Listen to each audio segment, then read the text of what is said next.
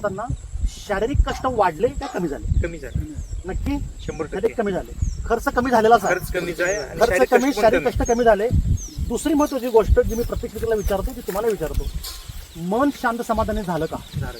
100%. तर शेवटी पीक चांगलं आलं तर मला समाधानच होतं. माझ्यासाठी मित्रांनो हे महत्वाचं आहे. माझे जे शेतामध्ये कावाड कष्ट करणारे जे शेतकरी मित्र आहेत हे सगळे बंधुतुल्य मित्र माझे.